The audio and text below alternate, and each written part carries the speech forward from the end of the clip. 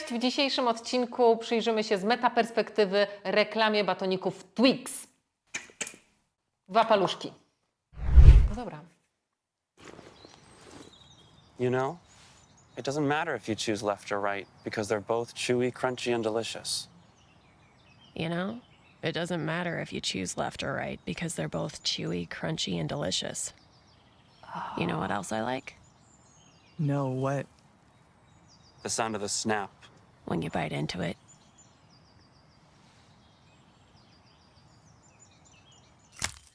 Owak.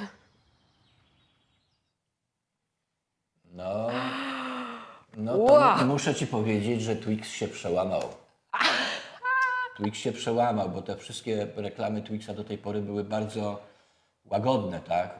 Socjalne, fajne, a tutaj kreacja poszła na całość, no i przełamała pewien schemat, własny schemat i w ogóle schemat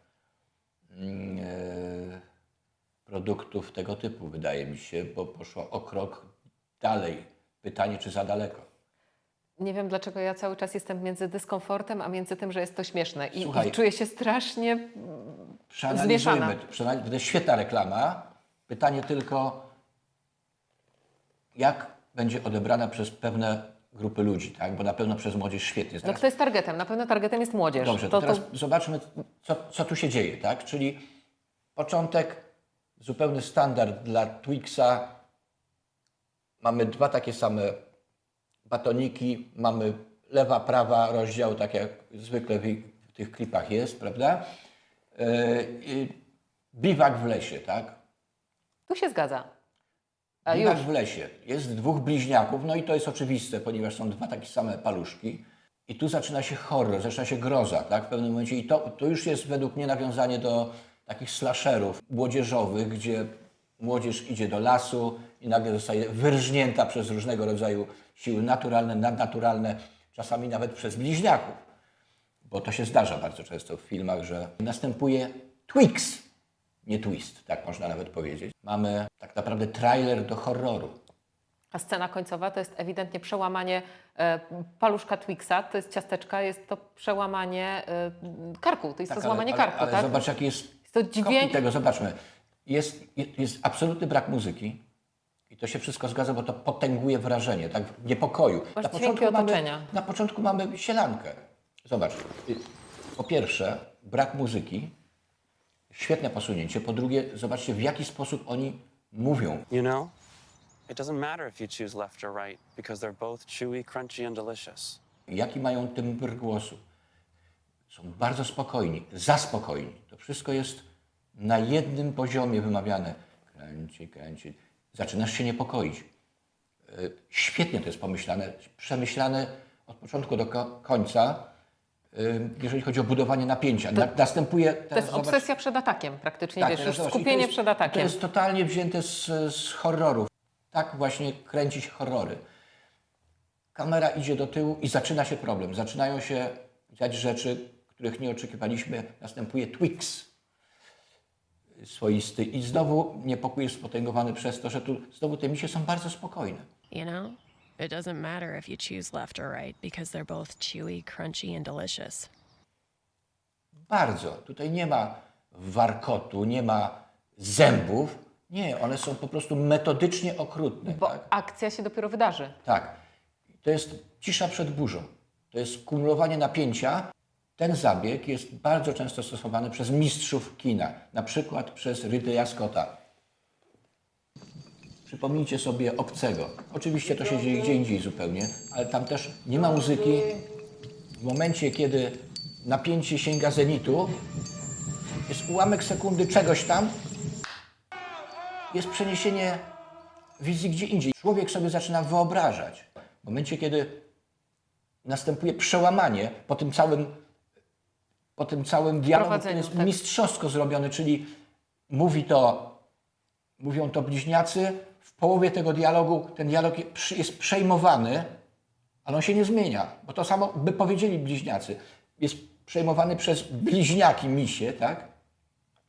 Ze stoickim spokojem, z zimną krwią po prostu i następuje kat, cięcie i słyszymy tylko po ich słowach, uwielbiam ten dźwięk, kiedy coś gryzę, coś jest chrząstkie, chrupkie i miękkie, tak? I w tym momencie jest koniec ujęcia. Widzimy tylko Twixa, który jest przełamywany na pół. Nie wiem, co ty tam widzisz. Ja tam widzę przełamanie karku Oczywiście, przez że niedźwiedzia. tak, jak najbardziej. Ja tam widzę totalny horror, ja Jak tam widzę najbardziej. krew. Tak jest. Ale powiedz mi, jak to jest, że okej, z jednej strony czuję totalny dyskomfort, totalnie po prostu widzę tam horror, a z drugiej strony jest to kurczę reklama słodyczy.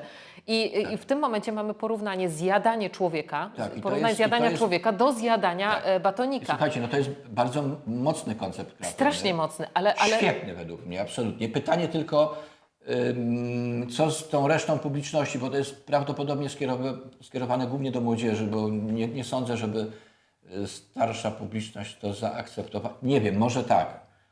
Natomiast jest to fascynujące, okrutnie fascynujące. okrutnie fascynujące. I to jest właśnie to. I to jest okrutnie fascynujące. Słuchajcie, ale takie reklamy są potrzebne, bo pomijam, czy komuś się to będzie podobało, czy nie, to jest to znowu coś nowego, to jest krok, to jest przesuwanie granicy, tak? I dobrze, bo Ale bo na tyle- powodzi reklam Lions, pum, rar. To jest, czy ja to kupuję? Ja tego nie kupuję, bo to już jest tak nudne, tak ograne.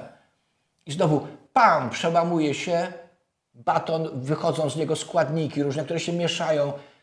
To jest zupełnie inna historia. A jest jeszcze jedna dobra rzecz. Ale mimo wszystko dowiadujemy się, jaki on jest smaczny. No, tak smaczny jak człowiek, tak. Natomiast Nie wiem. Ja mam ciary normalnie, ja mam boję ciary. się, że Idę po że Twixa, to żeby będę się miał, uspokoić. Że ja to będę miał w głowie, jak będę patrzył się na Twixa. Ale wiesz co, ja sobie też wyobrażam, że takie dzieciaki idą sobie do sklepu, kupują sobie tego Twixa, przypominają sobie tę reklamę i co?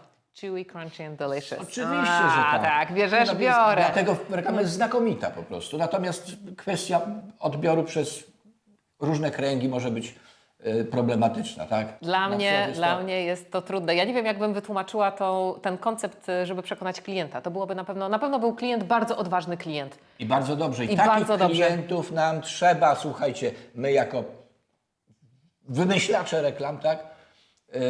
Często spotykamy się z takim problemem. Niestety przynosimy pomysły, które są szalenie kreatywne, bardzo odważne i klient za to nas ceni na początku, a potem wszystko zaczyna się zmieniać, następuje powolny upadek koncepcji kreatywnej.